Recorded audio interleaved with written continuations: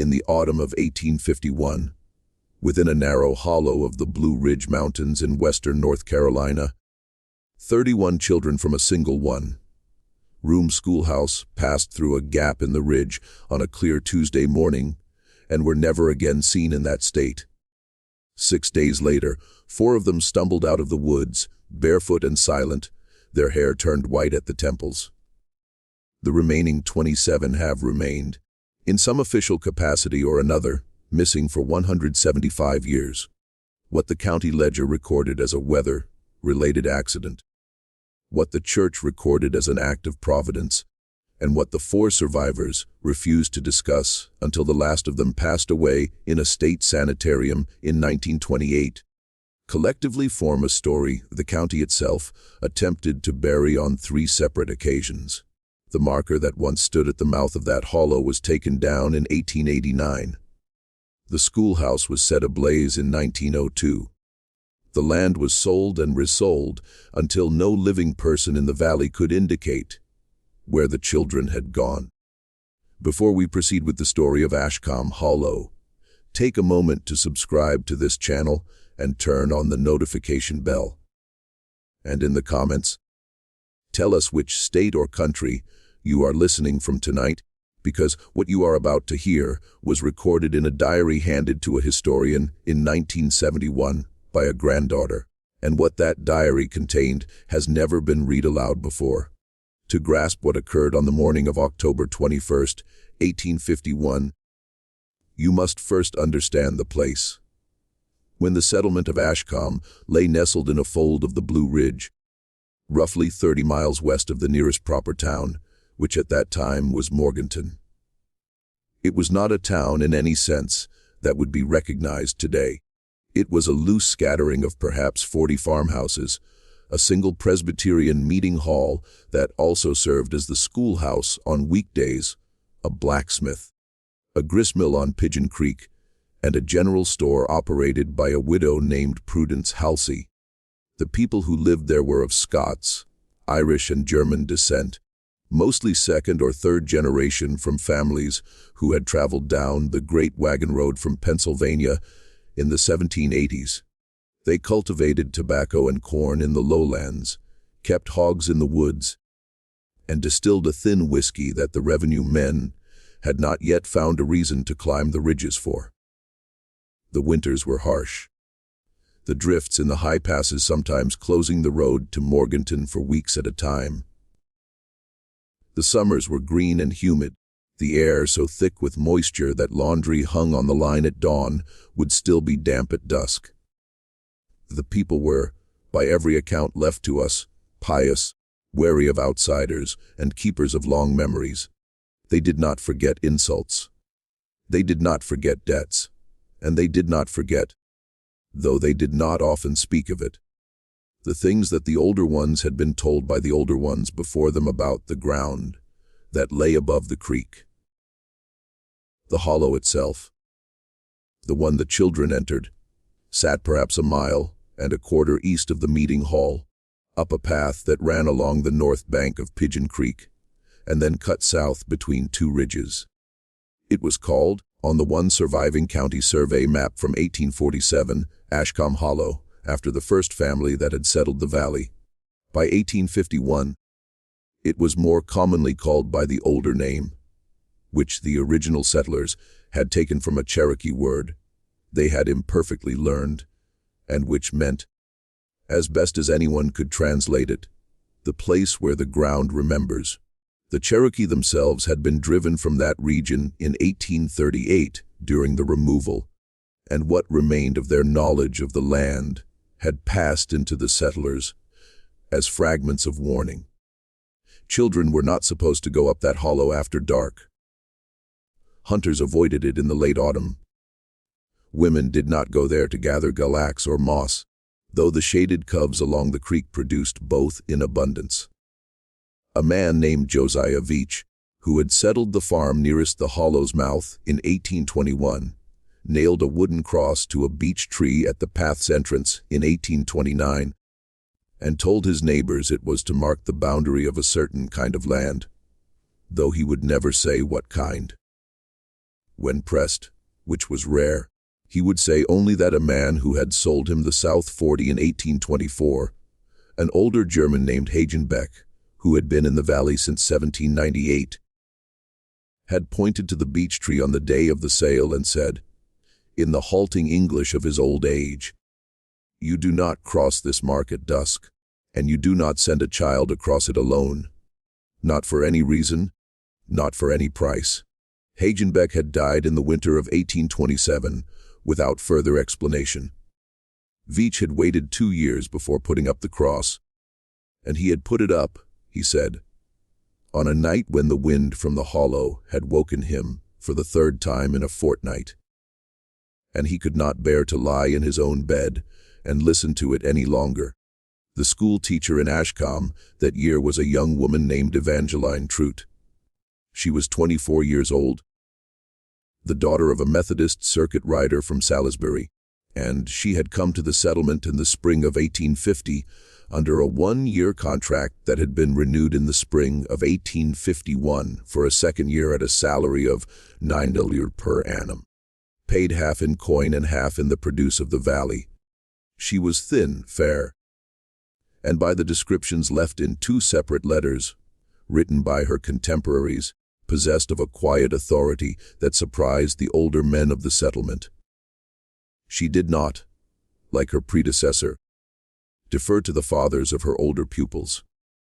She did not, like the itinerant preachers who passed through, soften her speech for the benefit of the deacons. She was, one of the Ravenel men wrote to his brother in Charlotte, an educated woman in the way that makes a mountain man nervous, which is to say she knew things he did not, and she did not pretend otherwise. She boarded with the Halsey widow in the small upper room above the store. She was engaged, by correspondence, to a young seminarian named Cornelius Bream, who was studying at Princeton Theological Seminary in New Jersey, and she kept a small leather diary, which she filled in most evenings by the light of a tallow candle in the room above the store. It is this diary, preserved by accident in the bottom of a trunk, passed down 3 generations, and finally surrendered to a graduate student at Chapel Hill in 1971. That forms the central document of what we know about what happened. The children she taught numbered 33 in the census she had taken in September of 1851. They ranged in age from 6 to 14. The oldest was a boy named Absalom Ravenel, the son of a tenant farmer, a tall, quiet, 14-year-old who was said to read the King James Bible aloud to his younger sisters in the evenings with a steadiness of voice that astonished visitors. The youngest was a girl named Comfort Pettigrew, who had turned 6 only in August, and who had come to the school, according to Miss Trout's diary, clutching a small rag doll she had named Susanna, and which she would not put down even during her lessons until the older girls persuaded her that Susanna was tired and wanted to sleep in her lap. Among the others were 2 sets of twins, and the Eakin girls, Mercy and Prudence, aged 11, and the Stroop boys, Cullen and Cassius, aged 9, and a pair of cousins called the Trask boys, Phineas, who was 8, and Elihu, who was 10. There was a girl named Verity Pellegrin, who stammered, and whom Miss Trout had been teaching to read separately after the school day ended. There was a boy named Thaddeus Orr, who was 9, and who had, his mother recorded later, a fear of water so severe that he would not wade the creek to reach the schoolhouse on wet mornings, but would instead take the long route around by the footbridge. There was a girl named Patience Thibodeau, who was the daughter of a cobbler, and who had, in September, won a ribbon at the county fair for her stitching. On the morning of the 21st, 2 children were absent. Cullen Stroop was home with a fever. Patience Thibodeau had been kept back by her mother to help with the last of the apple pressing. That left 31 children in the meeting hall when Miss Trout rang the small brass bell at 700 and began the day's lesson. The decision to take them into the hollow was hers, and she recorded the reason for it in her diary 3 days earlier. On the 18th, a traveling naturalist, a man named Dr. Emmerich Kohl, a Bavarian by birth and for the past 12 years a professor of botany at a small college in Ohio, had passed through the settlement on the 15th and had lodged with the Halsey widow for 2 nights on his way back east. He had spoken at supper about a rare plant, a species of orchid which the old Cherokee had called by a name he could not pronounce, which bloomed in late October in shaded coves in the Blue Ridge, and which he believed, on the basis of certain specimens he had collected in the Smokies the previous year, could be found in the vicinity of Ashcom. He had shown Miss Trude a small pressed specimen from his portfolio. It was, she wrote, the most curious flower she had ever seen, greenish, white and veined with a dark purple that looked black in candlelight, with petals that had an almost lipped quality, as though the plant had been designed, she wrote, to speak. She had been, her diary records, enchanted. She had decided that a walk with the children, to gather the last of the autumn leaves, and perhaps to find the orchid, would serve as a natural philosophy lesson, worth more than a week of reading from the primer.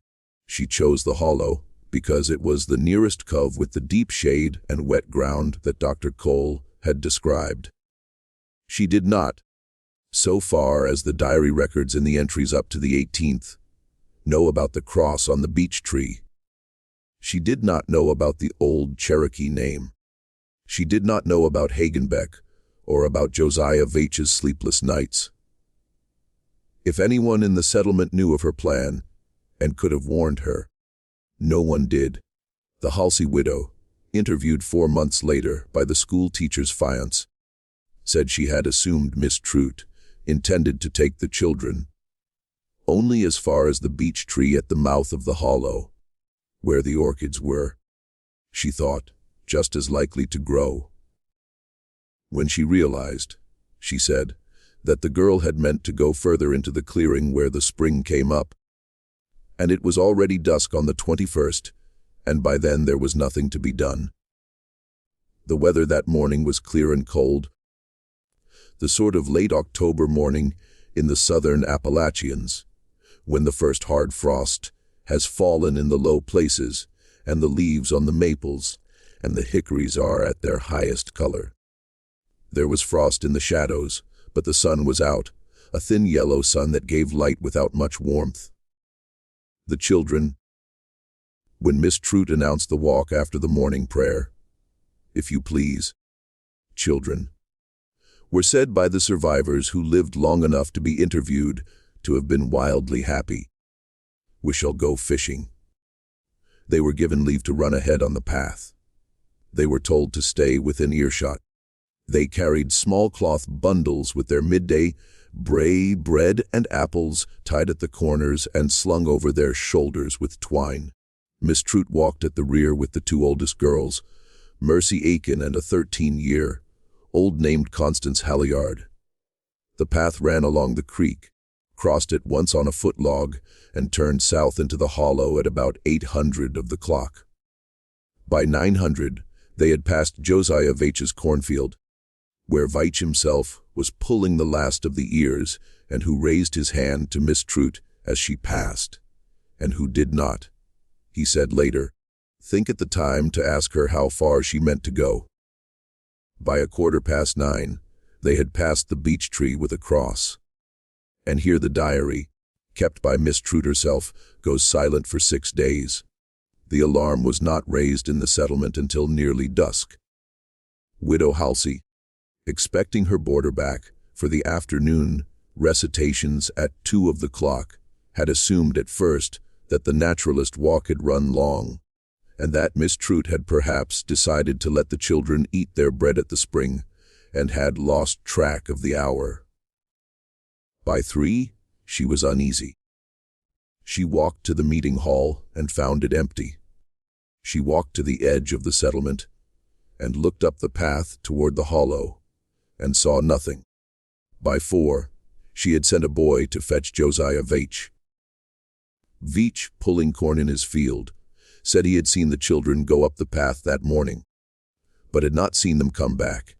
He climbed onto his mule and rode up the hollow himself, calling. The hollow returned his voice in the flat way that cubs sometimes do, which is to say, not as an echo, but as a muffling, and no voice answered. He rode as far as the clearing at the spring, and saw, he said later, only the small cloth bundles folded on the flat rock and the cores of several apples scattered on the moss. And he did not stay. He was a grown man and a Presbyterian, and not given, he would say when pressed, to fancies. But there was a feeling in that clearing, he said, like standing too close to the edge of a cliff in the dark. And he turned his mule and rode out at a pace that was faster than he meant, and he did not look back. By full dark, there were 15 men with lanterns and 2 hounds working the paths. By midnight, there were 40. By the morning of the 22nd, the entire settlement had emptied itself into the woods and riders had gone to Morganton to fetch the sheriff. Women stayed in the meeting hall and prayed. The blacksmith, a man named Wilkin Mulder, did not fire his forge for 6 days. The grist mill stopped turning. The general store opened only for flour and salt. The Reverend Obadiah Ashcom, who was 63 years old and walked with a cane, walked with the rest up the hollow and sat on a log at the edge of the clearing for the whole of the 22nd and the 23rd, and did not speak to anyone. He wrote later in his letter to his bishop that he had sat there because he had believed at first that, if he prayed without ceasing, a sign would be given to him as to where the children had gone. He wrote that no sign was given. He wrote that in the late afternoon of the 23rd, he had heard what he took to be a child laughing somewhere to the east up the slope, and that he had risen and called out, and that the laughing had stopped, and that no child had appeared, and that he had sat down again, had wept for the first time since his wife's death in 1839. What the search parties found, or rather what they did not find, was recorded in 3 separate accounts. A report was filed by Sheriff Cassian Verlander on the 27th of October.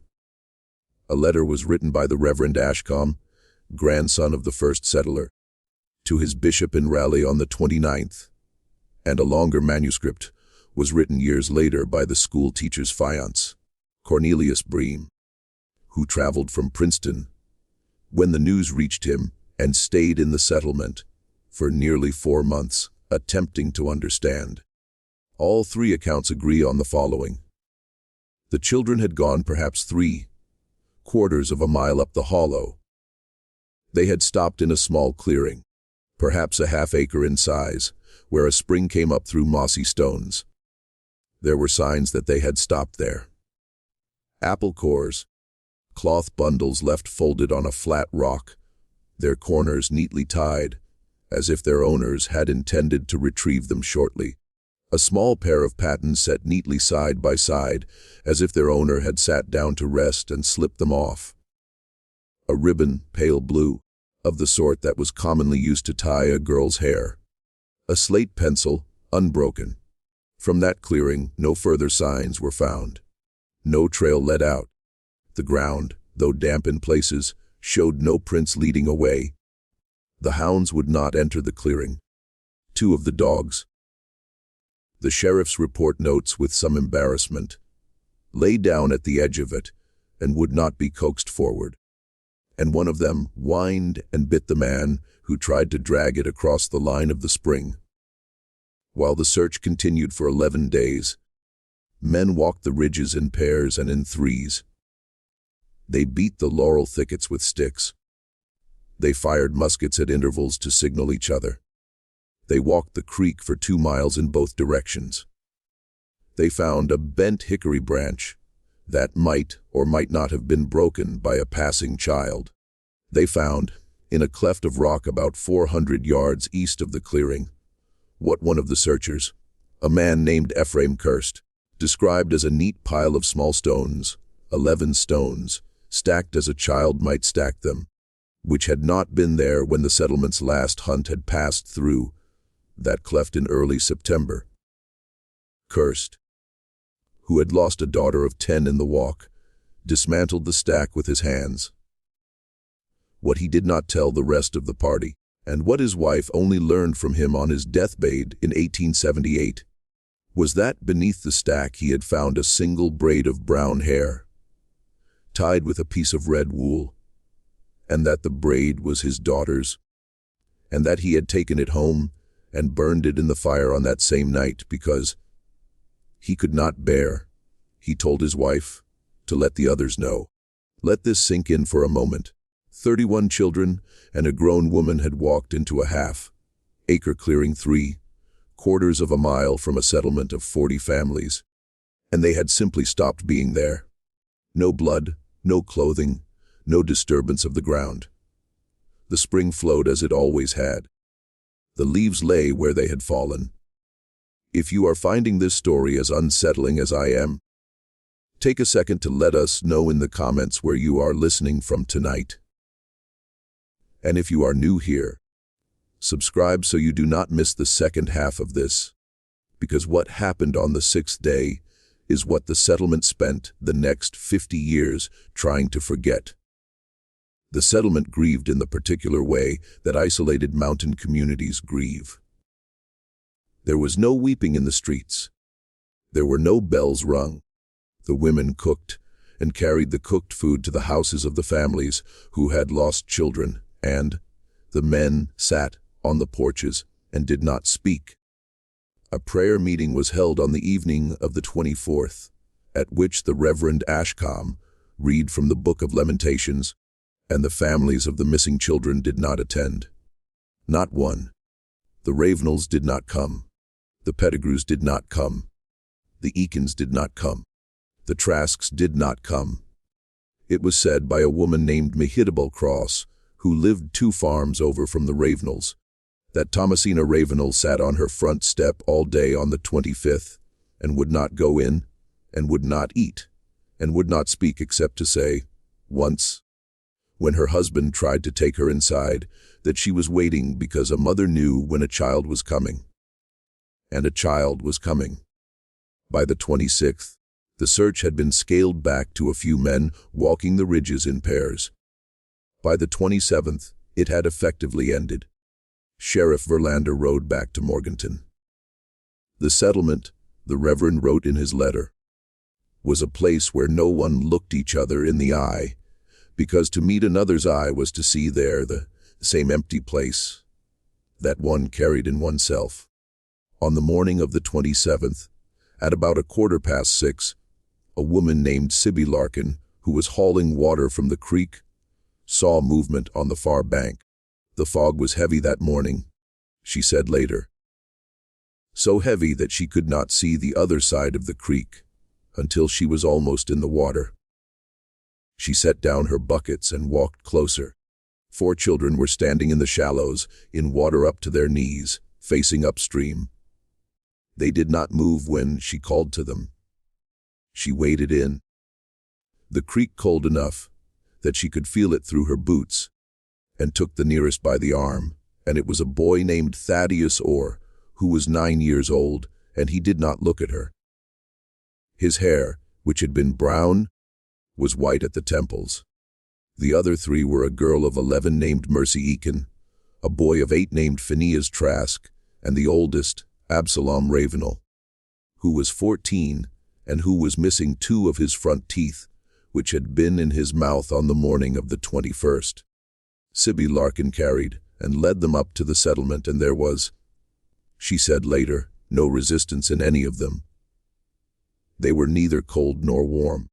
They did not shiver. They did not cry. Their feet, which were bare, showed no cuts from the stones of the creek bed. Their clothes were the clothes they had gone up the hollow in 6 days before, and the clothes were clean as though they had been laundered and pressed and put back on. It was this last detail, Sibby Larkin said later, that she would remember until her own death in 1894. The clothes were clean, After 6 days missing in the woods, the clothes were clean.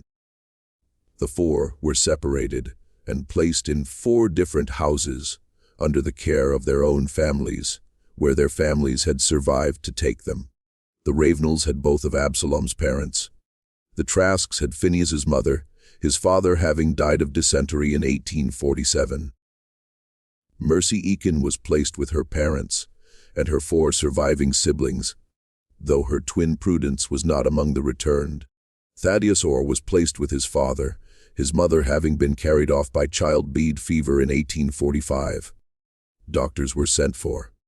The nearest doctor was in Morganton and did not arrive until the 29th. In the intervening 2 days, the children did not speak. They ate when food was put in front of them, slowly without apparent appetite. They slept when they were led to bed. They would walk where they were walked. They did not respond to their own names. They did not respond to the names of their siblings or parents. When Thomasina Ravenel sat with Absalom and held his hand and wept and asked him repeatedly where the others had gone, young Absalom looked at the wall and did not answer. And when at last, at the end of a long afternoon, he turned his head toward her, she said later that she had wished immediately that he had not, because his eyes were not his eyes, and whatever was looking out of them was not her son. And she had known in that moment, she said, that her son was not coming back, no matter how long she waited on the step. When the doctor arrived, a man named Percival Cleave, who had trained at the University of Pennsylvania and who had been chosen for this call specifically because he had a reputation in the eastern counties for unusual cases. He examined them one by one, his notes, which survive in the archives of the North Carolina Medical Society, because he thought the case important enough to write up for a paper. He never finished and never published. Described 4 children in perfect physical health. No bruises, no wounds, no sign of exposure or starvation. Their weight was consistent with what their family said they had weighed at the start of the month. Their clothes were the clothes they had worn on the morning of the 21st, unchanged, not even soiled. Their hair at the temples had gone white in a band about an inch wide on each side, as if painted on. Their eyes, he wrote, tracked light but not faces. Their pulses were slow, in Absalom Ravenel's case, remarkably slow, 52 beats per minute, which in a boy of 14, he considered abnormal. They did not blink at a bright lamp held near their faces. They did not respond to the sudden discharge of a pistol fired by his assistant in the next room, which he had arranged without telling the families, a test he afterward regretted. They were not, he wrote, catatonic in any clinical sense he recognized. They were somewhere else. That was the phrase he used in his notes. They were somewhere else. And whatever had taken them there had sent back in each of their bodies something that did not entirely know how to be a child. Over the following weeks, 3 of the 4 began, in varying degrees, to return. The little boy, Phineas Trask, who was 8, was the first. He began to respond to his mother on the 11th of November, 21 days after his return. She was sitting beside his bed. His mother wrote in a letter to her sister in Rowan County, and she was singing a hymn she had sung to him when he was an infant, the one about the Lord being her shepherd. And he turned his head and he said, quite clearly, "Mama." And then he began to cry. And he cried. His mother wrote, for 3 hours, and she held him, and she cried also. And when he was done crying, he slept. And when he woke the next morning, he knew her again, and he knew his own name, and he knew the day of the week, which she had told him. But he did not know what month it was, and he did not know why his father was not there. And he did not know, his mother wrote, that he had ever gone up the hollow at all. He seemed to believe, when she pieced it together from his questions, that it was still the summer. He seemed to believe he had been ill, By December, he was speaking in short sentences. By spring, he was attending a dame school in Morganton, to which his parents had moved, for his mother had married again in February to a carpenter named Lemuel Quince, who had agreed to take the boy on. And he was, by outward measure, a normal child, though he would not sleep in a room without a lamp, and he would not eat apples, and he would not, under any persuasion, walk east of the house in which he lived, because east, his stepfather noticed, was the direction in which the mountains lay. Mercy Eakin came back more slowly. She began to speak in March. She was withdrawn, her family said, and she would stand for long minutes at the window, looking up the valley, and she had a habit of asking, at odd moments, whether the singing had stopped. No one in the house knew what she meant by the singing, and she would not explain. "Why won't you speak?" And when her mother pressed her in April, and asked her directly whether she was speaking of the hymns the family sang at evening prayer, Mercy shook her head once and said, "No, the other singing, the one that keeps on." And then she would not speak for the rest of that day. She was the only one of the returned who spoke, however obliquely, of what had been in the hollow. Her mother, who kept a daybook, recorded 7 separate instances over the following 3 years in which Mercy referred to something she called the singing. In each case, Mercy used the definite article, as though the singing were a known thing between them, which her mother said was what unnerved her most. The assumption on the child's part that her mother also knew. Mercy married a farmer named Cyrus Palmore in 1859 and bore 4 children and lived to the age of 71. She spoke of the incident to no one else, not even her husband, until the last week of her life, when she said only one thing, which her daughter Patience recorded in the family Bible, which was, "We could not keep up with the others, and they went on without us, and we were the ones who fell behind, and I do not know if that was a kindness or a curse." Thaddeus Orr came back in pieces. He spoke in May, a word at a time, mostly words for objects he saw in the room. By June he was constructing sentences. In August, without warning, he stopped speaking, and he did not speak again until the following spring. When he resumed, he seemed at first to be a normal 11-year-old. He attended school. He helped his father in the fields. He was seen in the summer of 1853, laughing with another boy on the road outside the store. But in the autumn of that year, on the anniversary of the walk, he went into a long silence that lasted through the winter.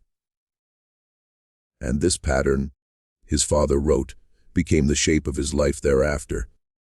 In the autumn, he did not speak, and he did not, it seemed, hear what was said to him. In the springs and summers, he was nearly as he had been before.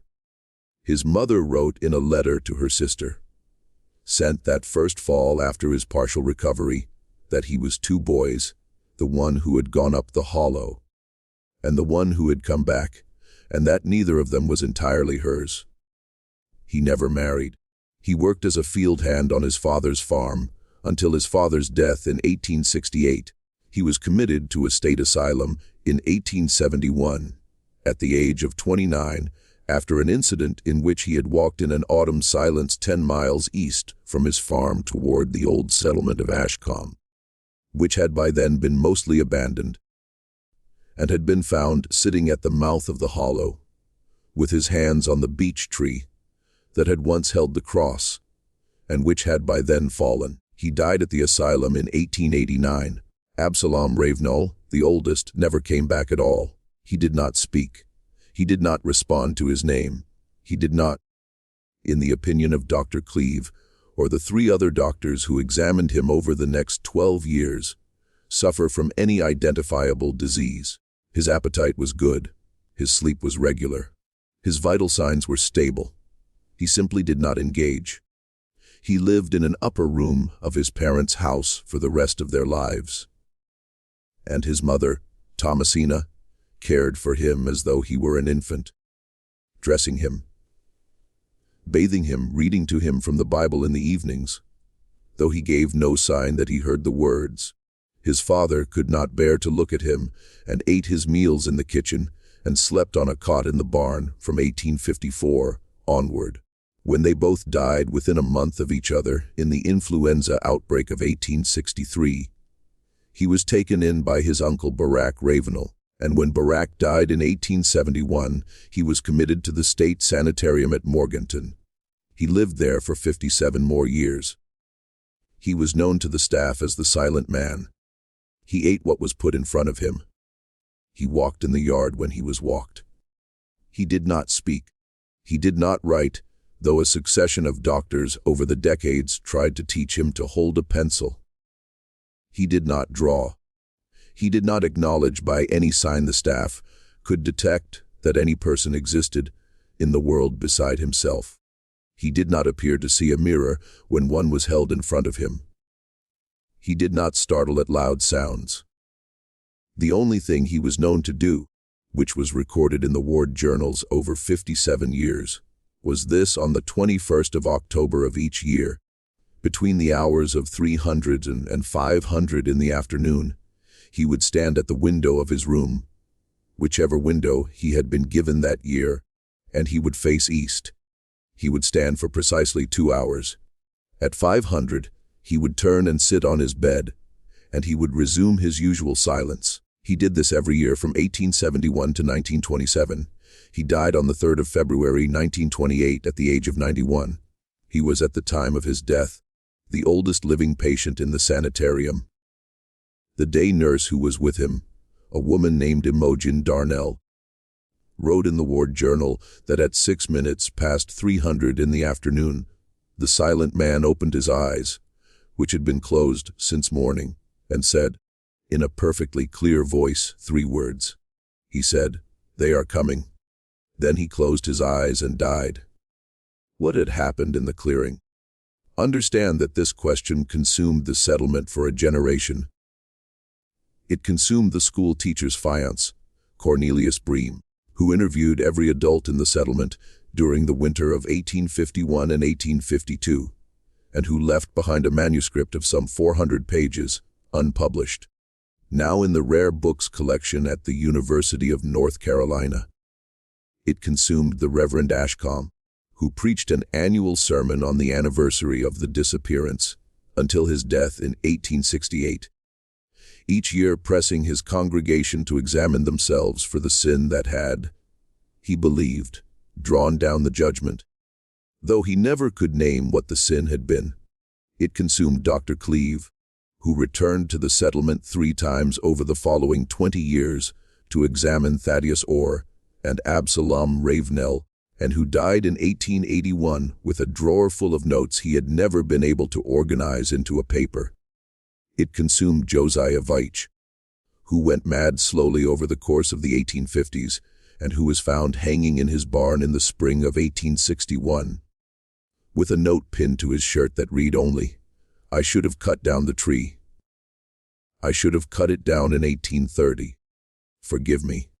And it has consumed in quieter ways every historian and folklorist who has come across the case since. The Diary of Evangeline Trute, when it surfaced in 1971, was believed by the graduate student who received it to be the final answer. It was not. Just when we thought we had seen it all, the record in Ashcom deepens. If this story is giving you chills, share this video with a friend who loves forgotten American history. Hit the like button to help us grow and subscribe, so you do not miss the parts of this that almost never left the archives.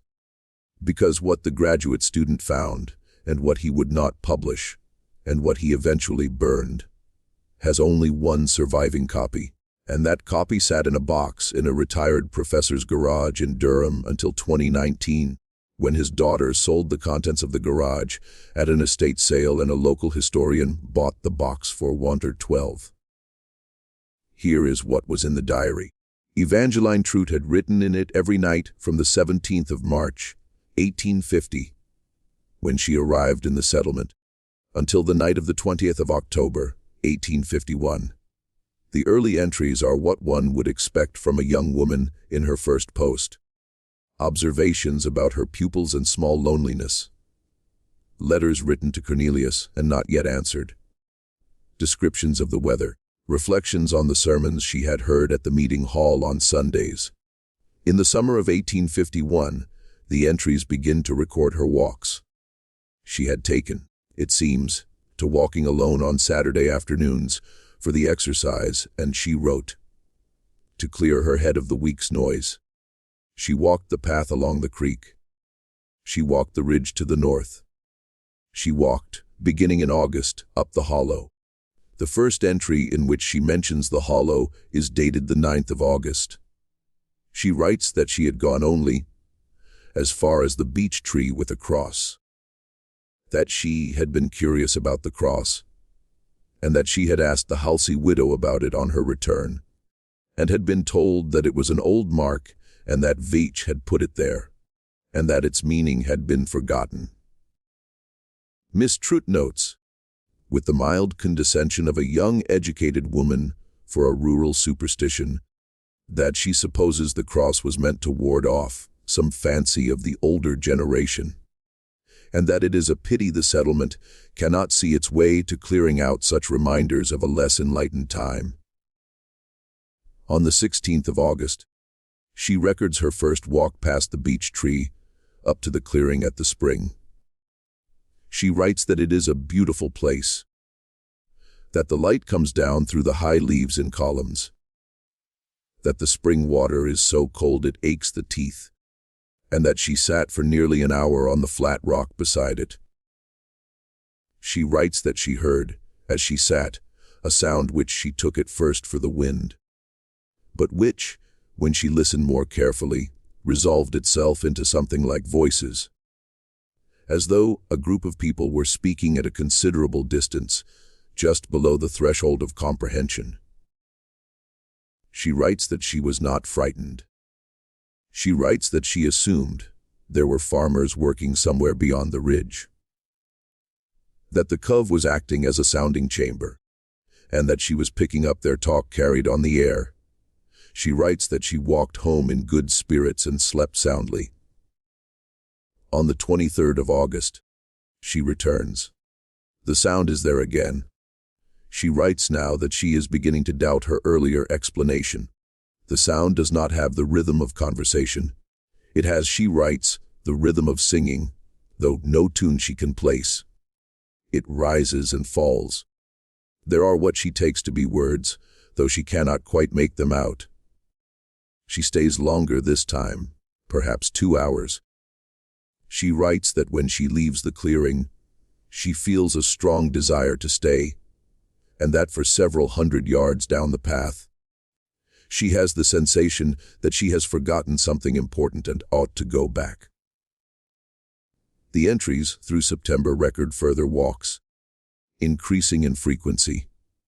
By the middle of September, she is going up the hollow 3 times a week after school, before the light fails. She writes less about it than one might expect. She begins to describe the sound as the music of the cove, and later as the singing, and by the end of the month simply as it, with the familiarity of a private language.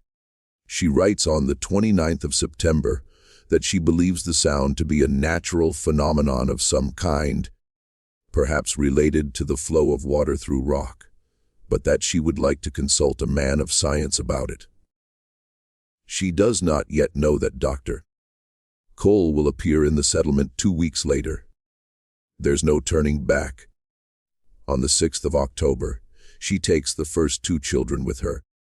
This is what the graduate student noticed, and what the school teacher's fiancé, who never saw the later pages of the diary, never knew. She had taken the children before.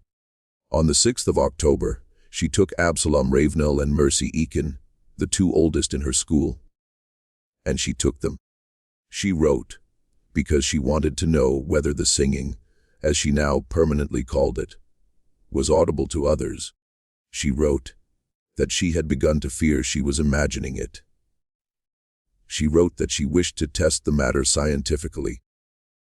She took the 2 children up the hollow on a Saturday afternoon, led them to the clearing, and asked them to sit on the flat rock and tell her what they heard. They heard it. Both of them heard it. Mercy, she wrote, was at first unsettled and asked if they could leave. But Absalom was fascinated. Absalom sat on the rock for a full hour and listened. And when at last they began to walk back down the path, he asked, in a voice Miss Truth described as dreamy, whether they might come again. She agreed. They came again on the 13th. This time Miss Truth brought 4 children, Absalom and Mercy and 2 others, a boy named Gideon Pettigrew, who was 10, and a girl named Verity Pellegrin, who was 12 and who stammered. She writes that Gideon heard the singing immediately and laughed, and that Verity heard it also and did not laugh. Verity, she writes, asked a question which Miss Truth had not expected. Verity asked whether the singers were inside the rock. Miss Truth, not knowing how to answer, said that the sound was only an echo, that it had a natural explanation, and that there was nothing to fear. Verity, who normally stammered, spoke that day in the clearing. Miss Truth wrote, without any stammer at all, and asked her second question, which was, if they are not inside the rock, then where are they? Miss Truth does not record her answer. She records only that they stayed another quarter of an hour, and that she had to take Verity by the hand and lead her out, and that she had to promise Verity that they would come back, because Verity would not otherwise move. On the 20th, the night before the walk, she writes the entry that the graduate student would, 37 years later, recognize as the center of the whole mystery. I will read it now exactly as it was written, without editing, so that you may hear it as she wrote it at 11:30 on the night before the last morning of her life. I have been 3 times in the clearing at the spring, and 3 times I have heard the singing, and I cannot tell whether it is the singing of children or of something that has learned to sound like children. Dr. Cole asked me on the evening of the 16th whether I had heard anything unusual in the hollow on my walks. And when I said yes, he did not seem surprised. No, he said there were places on the ridge where the rock lay in a formation he called resonant, and where the wind and the water and the cavities beneath produced, at certain hours and in certain seasons, a sound which uneducated persons mistook for voices. He said the old Cherokee had known these places and had marked them, and that their traditions about them were no more than the natural tendency of the human mind to personify what it cannot explain. He said there was no harm in them, provided one did not go at dusk. The ear is less reliable, and the imagination more. I asked him whether he had ever been such a place, and he said he had not. That he was a man of science, and that he preferred to read about them. I did not tell him I'd already taken children into the hollow twice before on Saturday afternoons, because I wished them to hear what I had heard. I did not tell him that on the second Saturday Absalom Ravenel had said to me after we had been in the clearing for perhaps a quarter of an hour that the singing had words in it, and that the words were asking the children to come closer, but only the children, and that the voice would not speak to me, because I was too old. I did not tell him that little Verity Pellegrin had said, without her usual stammer, that the voices were behind the spring and not above it, and that they were beneath the stones, and that they were, she said, lonely. I did not tell him that when we left that afternoon 2 of the younger children had not wanted to leave, and that I had had to carry Gideon Pettigrew out. I did not tell Dr. Cole any of this because I confess, ashamed to admit that I'd taken children up the hollow without the permission of their parents. And I was aware that to confess it would invite reproach. I have decided I will take them tomorrow, all of them together as a school outing sanctioned by the committee, so that we may hear it as a class and discuss what it is. For I am convinced that Dr. Cole is correct, and that the sound has a natural cause, and that the children's fancies about it will dissolve in the light of understanding. I am certain this is the right course. I am writing this at 11:30, and I will try to sleep. There is a wind in the eaves tonight, and for a moment I thought I heard the singing again, though we are 1.25 miles from the hollow, which is of course impossible. That is the final entry, though the diary continues with blank pages for the remainder of the book. Miss Trout was, as has been said, never seen again. Her body was never recovered. Her fiancé, Cornelius Bream, in his long manuscript, records that her boarding room was left exactly as she had left it on the morning of the 21st, that her bed was made, that her hairbrush and her small mirror were on the washstand, and that the diary lay open on the table beside the candle. Open not to the entry for the 20th, but to the entry for the 16th of August, the day of her first walk to the spring. He does not explain why the diary was open to that page. He does not explain why the candle had been allowed to burn down to nothing, when Miss Trout's habit, which the Halsey widow confirmed, was always to snuff it before leaving the room in the morning. The diary itself, after his return east in March of 1852, was sent to the Halsey widow, who kept it in the bottom of the trunk in which she stored her winter quilts. She gave it on her death in 1868 to her niece, who gave it to her daughter, who gave it in 1971, after cleaning out her mother's house, to a graduate student at Chapel Hill named Hollister Vance, who was at that time researching antebellum education in the southern Appalachians, and who had written to the daughter asking whether the family possessed any documents from her great-aunt's school. What Hollister Vance understood when he read the diary, and what he confirmed by traveling to the site himself in the spring of 1972 with a geologist colleague from the university, was the following. There is in that hollow, in the clearing where the spring comes up, a formation of limestone beneath the surface, which contains a series of narrow fissures. When the wind is from the north, and the creek is running in full and the pressure of the air is falling before a front, those fissures do produce a sound. The sound is continuous, soft, and pitched in a range that the human ear, particularly the ear of a child whose hearing extends further into the upper frequencies than an adult's, interprets as voices in the middle distance. In certain weather, it resembles singing. In other weather, it resembles conversation. In still other weather, it resembles the thin crying of infants. The geologist recorded the sound with the microphones he had brought and played it back for Vance in a motel room in Morganton that evening. And then Vance wrote in his notes that when he closed his eyes and listened to the recording, he could almost believe the sound contained his own name. It is, as Dr. Cole said, a natural phenomenon. It occurs in several locations in the southern Appalachians. It is not by itself dangerous. But Vance also discovered something else. He found in the records of the settlement, preserved in the county courthouse at Morganton, that there had been previous disappearances, not on the scale of 1851, but disappearances all the same. A hunter named Lemuel Gaither had vanished in the hollow in 1814.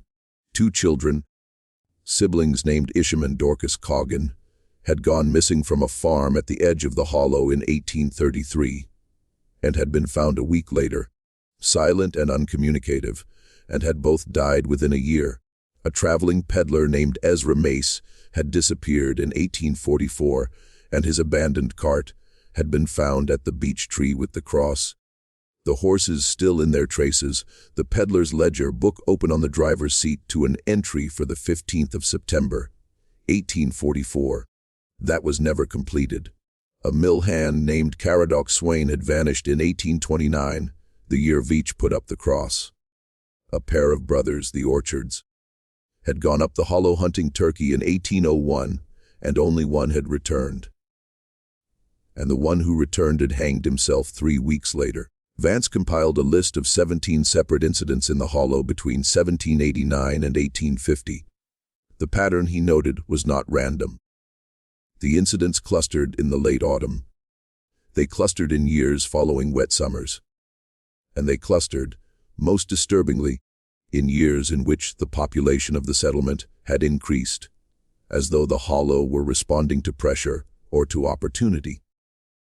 Vance also found, in the Cherokee ethnographic records held at the Smithsonian, a reference to the place which translates not as the place where the ground remembers, but more precisely as the place that keeps what it takes.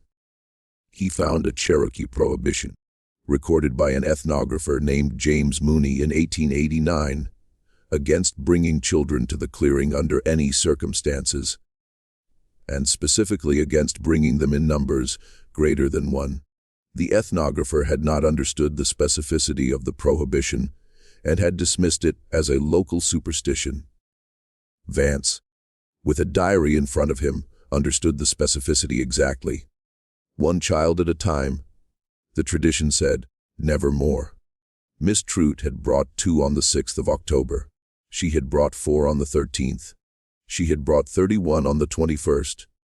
Vance came to believe, and this is where his dissertation advisor, a professor named Lanford Tremaine, warned him against publication, that the sound in the clearing was not the cause of the disappearances. It was the lure, something else in that place, something that he did not name in his notes, because he could not find a name for it. Used the sound to draw prey in, and the prey it preferred. The tradition implied, and the pattern confirmed, was children. The evidence for his interpretation was circumstantial. It was based on the Cherokee prohibition, on the pattern of disappearances, on the condition of the 4 returned children, and on the testimony of Absalom Ravenel's mother, that whatever looked out of her son's eyes was not her son. And on one further piece of evidence, which he found in the state sanitarium records when he obtained permission to examine them in 1974. That piece of evidence changed everything. He found that on the afternoon of the 3rd of February, 1928, at the precise minute that Absalom Ravenel spoke his last 3 words and died, a patient in a ward on the other side of the building, a woman named Orpha Quill, who had been committed for hysterical melancholia in 1917, and who was 63 years old at the time of her death, had also died. Her death certificate listed natural causes.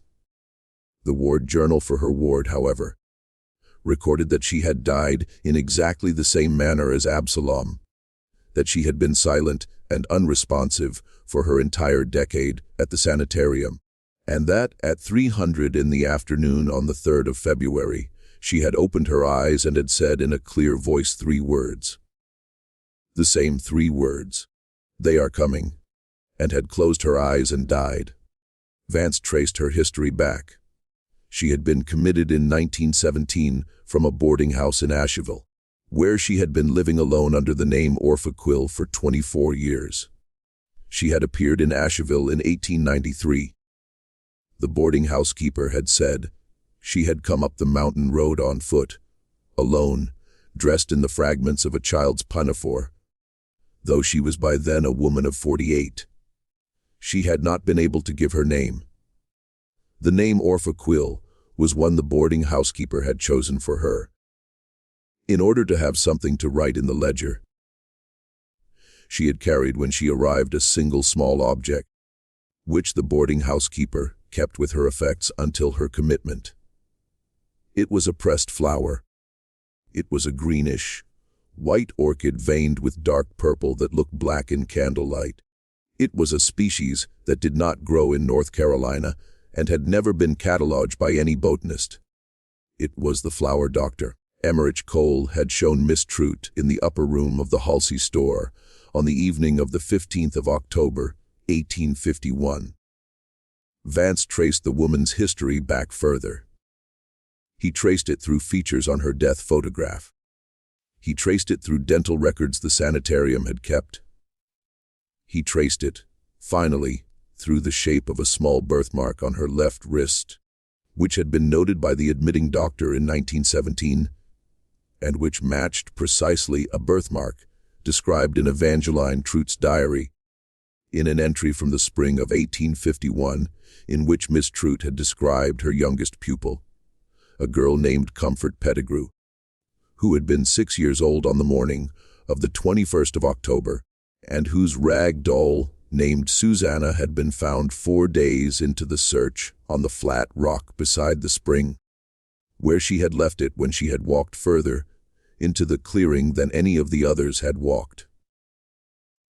Orpha Quill had been Comfort Pettigrew. She had walked into the hollow at the age of 6 in 1851, and she had walked out of it at the age of 48 in 1893, 2 years later, carrying a flower that had not existed in the world. And then she had lived for another 35 years in silence, and she had died at the precise moment that Absalom Ravenel had died, and she had spoken his same last words. Vance's manuscript ends there. He did not know what to do with what he had found. He wrote in a private letter to his advisor, which Tremaine kept, and which was in the garage box, that was sold in 2019, that he felt he was looking through a window into something that should not be looked at, and that he had begun to dream on the nights after he read the sanitarium records of a clearing he had visited only once. He burned the manuscript in 1978. The copy that survived, the one bought in the estate sale in 2019, is a carbon duplicate he had made in 1976 for his advisor and had forgotten about.